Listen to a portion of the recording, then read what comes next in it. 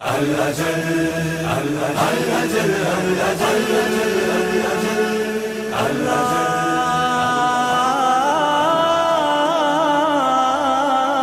اللهم عجل وليك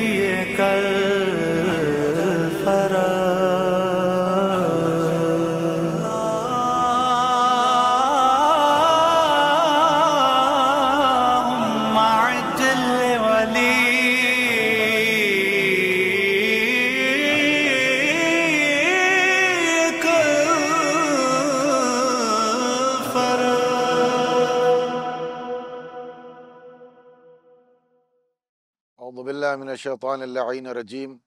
بسم اللہ الرحمن الرحیم وبہ نستعین وهو خیر معین رب اشرح لی صدری ویسر لی امری واحلل عقدۃ من لسانی یفقہوا قولی انشاءاللہ۔ قال اللہ سبحانہ وتعالی فی القرآن الحکیم وهو اصدق القائلین وقولہ الحق بسم اللہ الرحمن الرحیم فاستبقوا الخیرات اینما تکونوا یأتی بکم اللہ جمیعا۔ معزز ناظرین کرام، میں اس وقت مقام صاحب الزمان کربلا معلیٰ، وہ مقام جو امام زمان عجل اللہ تعالیٰ فرجہ شریف سے مخصوص ہے۔ زائرین جب کربلا آتے ہیں تو اس مقام کی زیارت کرتے ہیں۔ عزیزان گرامی قدر، جہاں پر روایتوں میں اور تاریخ میں امام علیہ السلام کے آنے کی اور علامتیں بیان ہوئی ہیں اور بشارتیں دی گئی ہیں کہ جس طریقے سے دنیا ظلم و جور سے پر ہوگی، اسی طریقے سے امام کے قدم مبارک کے ذریعے سے دنیا کو امان دیا جائے گا اور عدل و انصاف سے بھر دیا جائے گا۔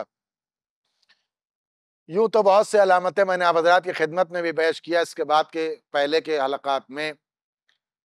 اب یہ سوال ہوتا ہے کہ جب امام علیہ السلام تشریف لائیں گے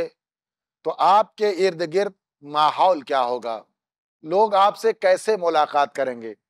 آپ کے درخشاں اور منور چہرے کی زیارت جو نصیب ہوگی،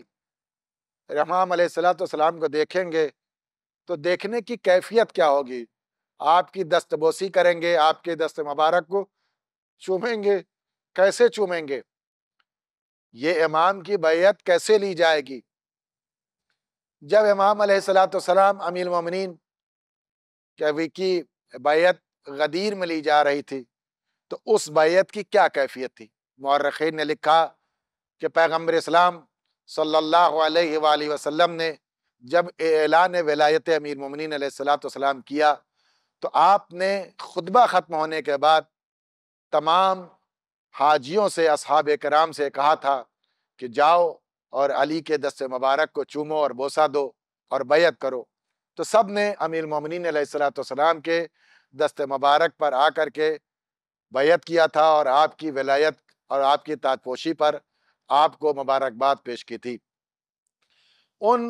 لوگوں میں جو بیعت کی کیفیت تھی وہ یہ تھی کہ جب تمام صحابہ کرام نے دست امیر المومنین پر بیعت کر لی تو خواتین کا نمبر آیا، تو خواتین کی نوبت پر ایک تشت میں پانی بھر دیا گیا اور اس میں امیر المومنین علیہ السلام کی دست مبارک سے انگوٹھی ڈال دی گئی،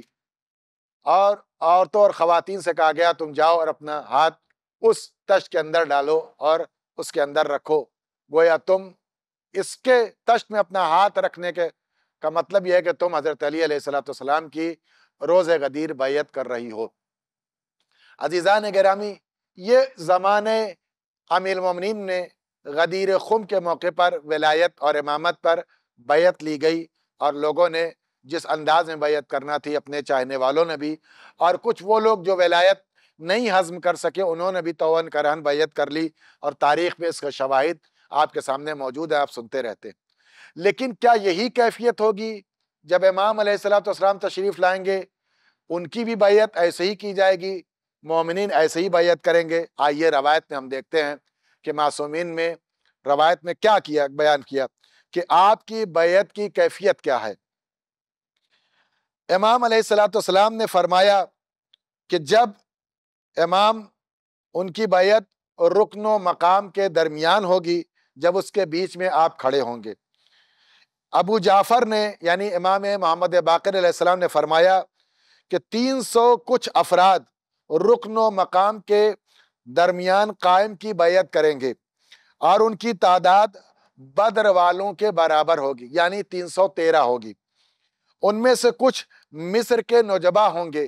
مصر کے خاص لوگ ہوں گے، کچھ شام کے ابدال ہوں گے، کچھ اہل عراق سے اخیار ہوں گے جو امام کی بیعت کریں گے، یعنی یہ وہ لوگ ہوں گے جن کا شمار 313 بدر کی تعداد کے برابر تعداد ہوگی۔ اس کے بعد ارشاد میں مفضل ابن عمر جعفی نے امام جعفر صادق علیہ السلام سے روایت نقل کی، امام نے فرمایا کہ جب خدا حضرت قائم کے خروج کا اذن دے گا اور اجازت دے گا تو آپ ممبر پر تشریف لے جائیں گے، امام کو نورانی ممبر پر بٹھایا جائے گا، لوگوں کو آپ اپنی طرف بلائیں گے، دعوت دیں گے اور انہیں خدا کی قسم دیں گے اور ان کو ان کے حق کی جانب متوجہ کریں گے اور حق کی جانب بلائیں گے۔ ان کے درمیان رسول خدا کی سنت پر چلنے کی لوگوں کے درمیان ہموار کریں گے اور دعوت دیں گے، اور حضرت صلی اللہ علیہ وسلم جیسا عمل آپ پیش کریں گے، یعنی جو انداز، جو سیرت، جو سنت، جو پیغمبر اسلام کا طرز حیات تھا، اس طرز حیات کو امام علیہ السلام لوگوں کے سامنے آشکار کریں گے۔ اسی اثنا میں جناب جبرائیل آئیں گے اور وہ آپ سے یہ پوچھیں گے، وہ مقام جس کو مقام حتیم کہا جائے گا، جہاں پر جناب جبرائیل تشریف لائیں گے اور امام علیہ السلام سے پوچھیں گے کہ آپ اس وقت کس بات کی دعوت دے رہے ہیں، تو امام انہیں بتلائیں گے کہ ہم کس بات کی دعوت دے رہے ہیں۔ اس وقت جناب جبرائیل علیہ السلام یہ کہیں گے کہ اپنا دست مبارک آگے بڑھائیے، سب سے پہلے بیعت میں کروں گا۔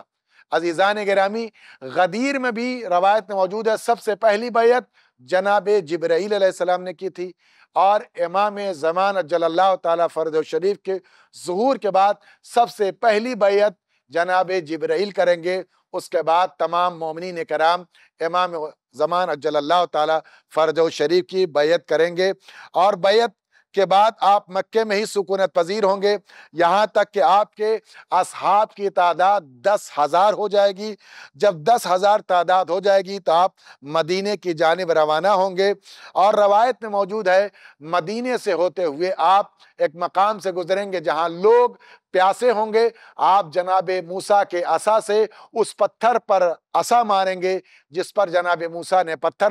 عصا مارا تھا، اور چشمے ابل آئے تھے، اسی چشمے ابل جائیں گے، اور انہی 12 چشموں سے امام کے چاہنے والوں کو سیراب کیا جائے گا۔ وآخر دعوانا الحمدللہ رب العالمین۔